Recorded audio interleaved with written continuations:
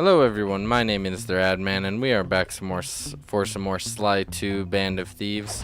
So in this episode, we are going to be doing Murray's mission, and this will be the last part of, I think, phase 1 of the, like, preparing for the heist missions. And then I think we'll have another mission before we actually do the heist, but I can't remember for sure. Off Dimitri during our heist.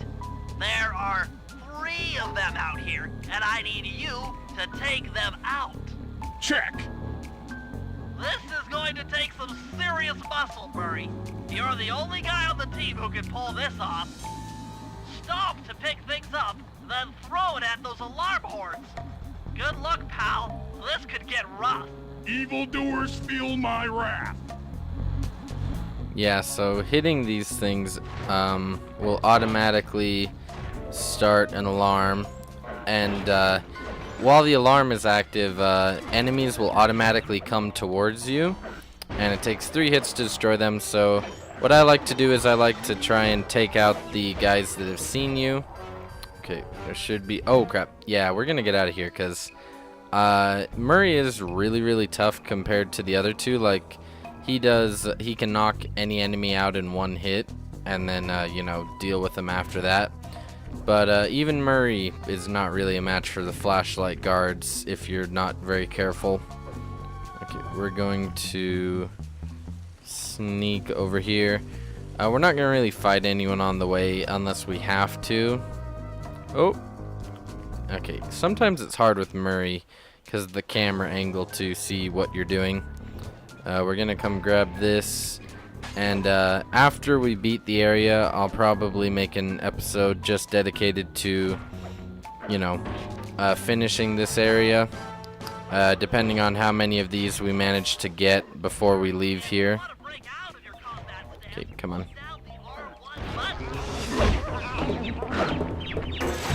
Okay, you're gonna get thrown here, and that'll take those 2 out. Okay. And then the last one's over. Oh, he can't jump on that. Last one's over here. And as long as you don't let them do the whistles, they usually won't spot each other, but sometimes, like that one guy, they will spot you. And all you really have to do to kill them pretty easily is just toss them off a rooftop if you're near a rooftop. And this is probably the harder of the 3. Where's that last? Okay, I can't get that with Murray. This is probably the hardest one of the 3 to do, just because there are flashlight guards patrolling nearby, and they do patrol in a little more direct route than the other ones. Anyway, let's come over here, and yeah, so that's the general plan for how we're gonna do that. So we'll just oops. Okay, you come here. Okay, and now throw it at that, thank you. Sometimes it doesn't summon a new guy, so we will have to just come grab a newspaper.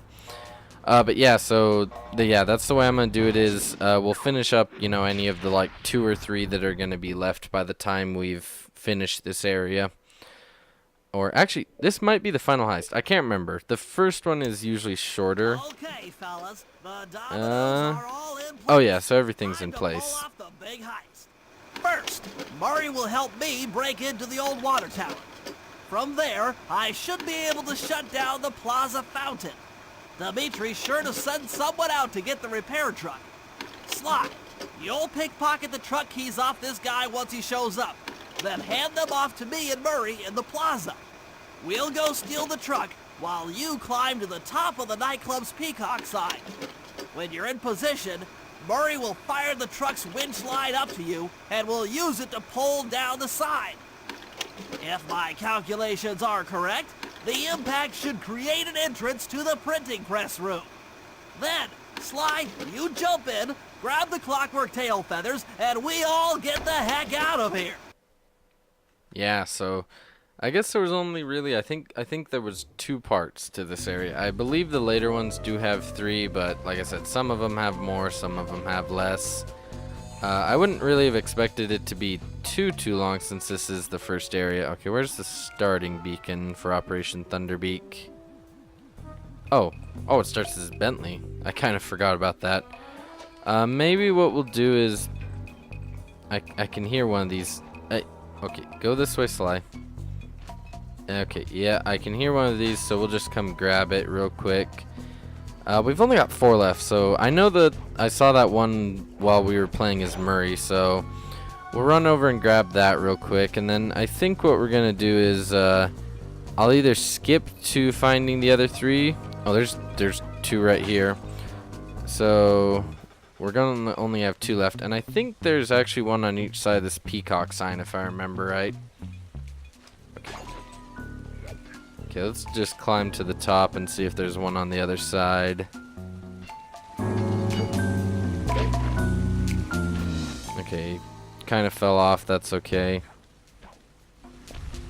I've honestly no idea how this guy didn't see me. Like, that's one thing about the guards is it's kind of weird that they physically cannot see beyond the beam of that light. And then as far as the other 2, I don't really know where they'd be. I'm trying to remember. Usually what I just do is I usually turn off my sound and then I walk around.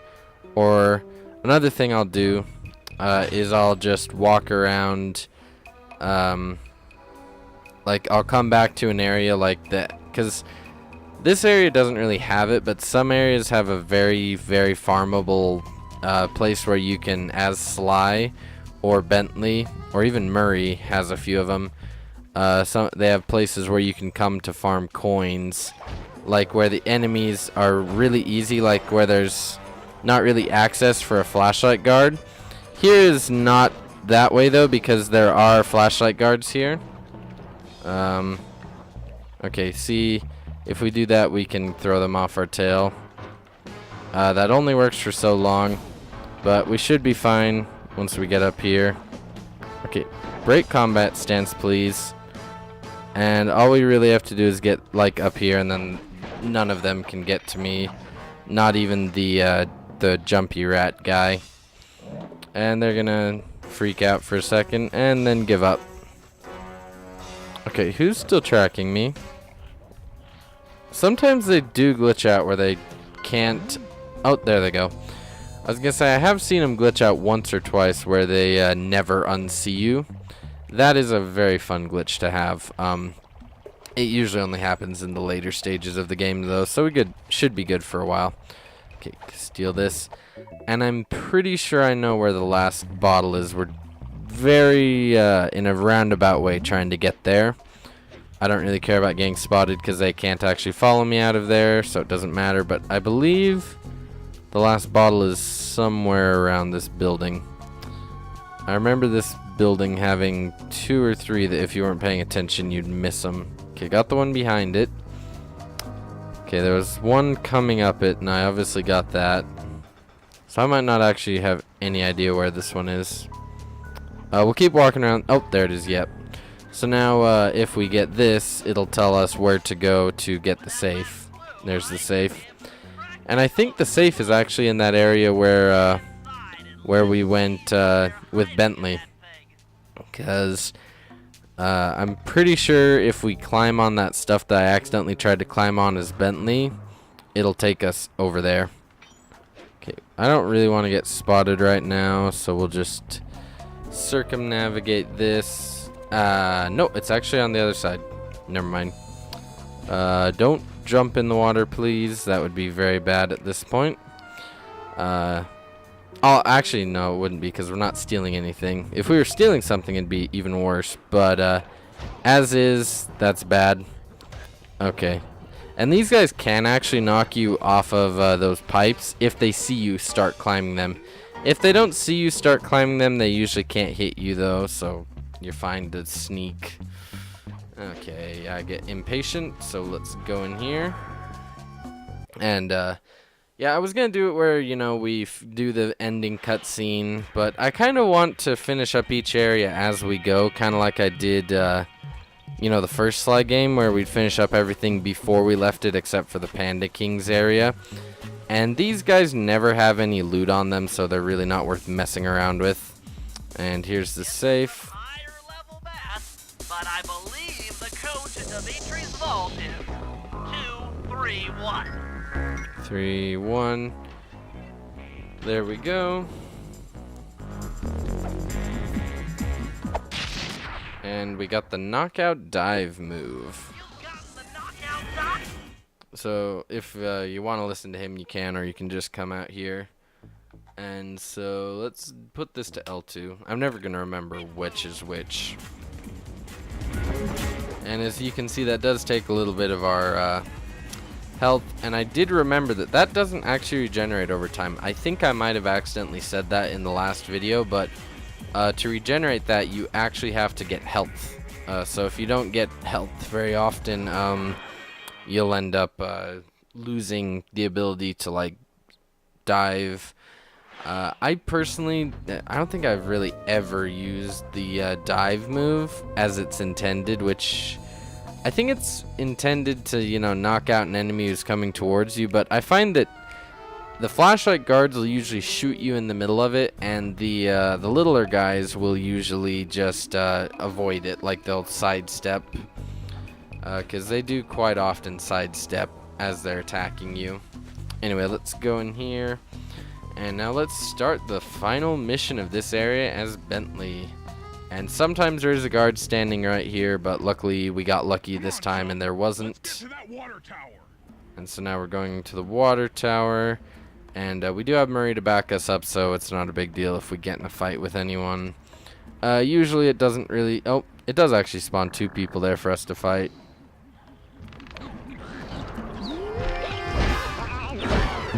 And yeah, Murray will take care of them, and if we bomb him once, he'll die. There we go, get help. And now we can use both of them to throw Bentley up there. I have a lot of problems with this area. I always overshoot this, like, or Bentley falls out. And you actually have to do this twice, because you have to blast it and then get back in. It is easier after you've blasted it, though, because he'll... Oh, never mind. He won't actually go in. You have to get it like right at the very bottom of that, and he'll go in almost every time. Bentley, one of your feet is not even on there. I don't know how you're actually standing on there. And then we get this puzzle, which the easiest way to do this is to just turn them and then see which one it's going through. There's a few of them that are redundant, like it doesn't matter which way they are turned. But I believe the final one to turn is... I think you have to get it to this valve, and then this valve is the all-important valve. So I believe all we have to do is turn this valve and it'll work. Yep, there we go. So really all you have to do is... okay. Oh, it's going to make us do is Sly. But all you got to do is do it in the order I did it, but skip returning the one.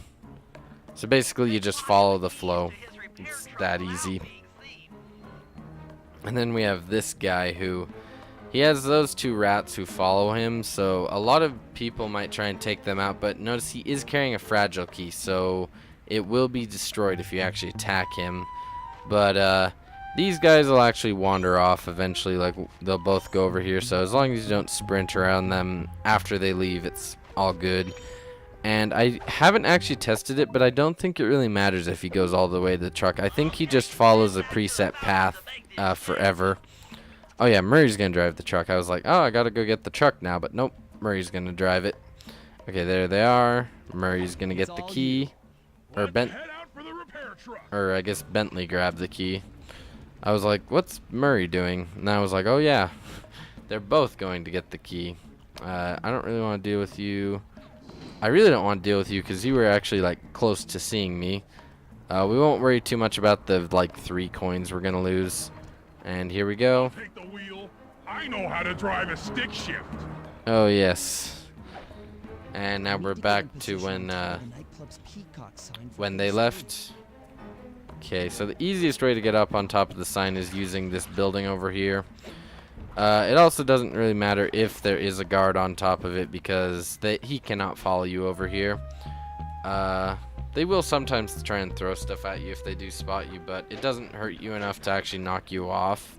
Like a flashlight guard, he'll knock you off if he sees you. And then this is a cutscene. And there we go. Now we're standing on top of this. And now Murray clips through the money case. Great. We're just driving up right now. Get ready to grab the tow harpoon. Okay, so now we have to shoot the tow harpoon up at him. Usually you just have to do it twice to get your distance, and luckily it doesn't move it at all. And now we have a very interesting scene where Sly actually has to protect the truck. And I don't believe you can hurt the truck, but these guys, even if they're trying to attack you and they hit the truck, it will damage it. So avoid letting them do that. And we gotta take out all three of them for it to actually move on. And that guy was stuck in a wall. Oh, he got it. You get out of there. You do not touch my truck. And this one I usually always lose first time, so we're going to try to not have that happen this time. Okay. This is really good for hitting two people at once, unless they do that and then they hit you first. Which does happen. I have had it there. It's not doing it now, but I have had it where when these guys go to, they flip themselves up like that, it will actually damage the truck. But luckily it's not happening really right now, which is very good. And here we go! Bam! Behold the majesty of gravity and inertia. That was Yep. real subtle, Bentley. Okay. Very subtle. Jump in, grab the clockwork tail feathers, and we're out of here. Yeah, let's get out of here. And I have had it where he actually got stuck on the peacock sign for like 10 or 20 seconds and then he fell in, so it actually transported him like it was supposed to. Also, I can't do that. How could you jump that high, Sly? So raccooners do this. You're like totally bumming my house up and bringing me down. So very uncool. Why can't you let birds and bees be free, bro? Listen, Dimitri. You have no idea what you're playing with. It'll bring more than your house down. Look, bro, I see you are a tough cowboy. A man with taste, style, vision, a connoisseur of finer things. Like me. Look, I'm sure that two cats in a bag like us can work something out. Yeah? We're smooth. Yeah? Look, see the money. You like the money. You can take all you want. I can't. No deal. You and the rest of the Claw Gang have to be stopped. Clockwork will never again see the light of day. Just hand over the tail feathers and we can... What is this with clocks, bro? Have you no vision? Are you hearing what I beam to you? You think you have juice? Don't show me a little mind when talking about such big things. You think you can swing the bat? Show your bling and let me shine you. I have no idea what you're saying. And your suit sucks. No! Let's dance! Yep. So, Dimitri is officially crazy. Like, I honestly don't understand a single thing he says. So Dimitri will shoot these weird energy blasts at you and then he'll, like, break his hand. You cannot get... If you don't get close enough to him... Oh, I should have jumped. So then he'll do this. Oh, I guess you can hit him a few more times. Eventually he will relocate, like he'll teleport. Okay, he's waiting a lot longer than he usually does to teleport. Okay, I think he'll there he goes, he teleports. And all you really have to do is just stand behind a barrier. Okay. Then third one always breaks. You could actually use the opportunity to get closer to him if you wanted to between blasts, but I find he's not that hard as long as you don't take stupid damage like accidentally forgetting that his tailspin does that. And I think if you're playing it normally, he'll do this 3 times. And it is almost impossible to avoid those blasts. But as you can see, it doesn't reset the timer or the counter that sees how many of them he's done. If you do get hit by one, it will kill you though. Like, you will take enough damage to lose the battle if you get hit by every single one. And then, I don't know what he was trying to do there, but it obviously didn't help him out. You take clockwork feathers and my counterfeit in operation. It's past tense. I'm doing you a favor. What kind of thief prints money? There's no honor in that. You crackerbox. Of all the insults, that was the one he came up with. I just love the look on Sly's face. He's like, this is crazy. Let's get out of here, guys. Yeah, job completed. Literally, because we did get all the stuff in this area. My gang and I had done it. The clockwork tail feathers were ours, and Dimitri's counterfeiting operation was ruined. Due to the untimely arrival of Carmelita, my escape got a little tricky.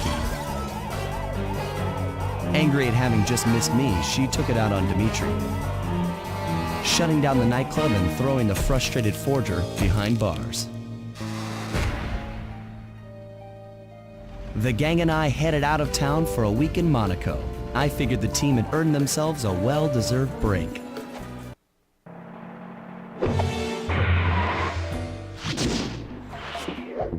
Yeah, so that was episode 1. I already forgot what it was called. Now we're gonna do the intro to episode 2, and then that'll be the end of this episode, so we'll actually start tackling episode 2 in the next episode. A starry-eyed encounter. Oh, I should have probably checked and made sure we were actually 100% the last area and there wasn't something I forgot. Another clockwork part had surfaced in India, so the boys and I loaded up the van and zeroed in on our next target. A mysterious spice lord known as Rajan. A self-made man who grew up poor on the streets of Calcutta, he started his life of crime selling illegal spices in the black market, eventually growing his small outfit to a sizable operation, and earning himself a seat in the prestigious Claw Gang. He's since crowned himself Lord of the Hills, and while he goes to great lengths to convince others of his royalty, it's mostly to convince himself. True to form, he's holding a lavish ball in his newly purchased ancestral palace. The reason? To show off his latest acquisition, the clockwork wings. The symbol of my enemy. If you saw the wings silhouetted against the night sky, it was already too late for you, especially if your name was Cooper.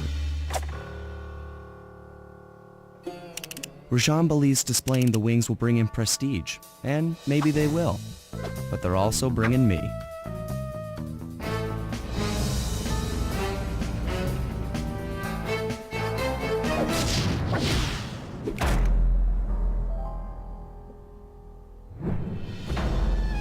A starry-eyed encounter. I totally forgot I was going to do Sly Cooper and the gang in until I started saying a starry-eyed encounter. Anyway, guys, though, I don't think they're going to say anything. I really like this area. Like, this probably is one of my favorite, like, just background areas of all the places, at least from the hideout.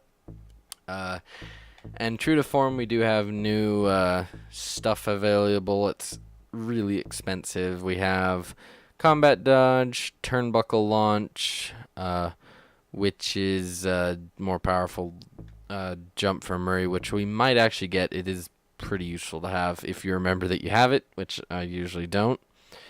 Size destabilizer, I've never really found a use for it, but since we're gonna 100% the area, I don't actually know if if purchasing the loot counts for your for this. And I was gonna save that loot, but then I was like, nah. Anyway, thank you guys so much for watching. My name is the Radman, and I'll see you in the next episode. Goodbye.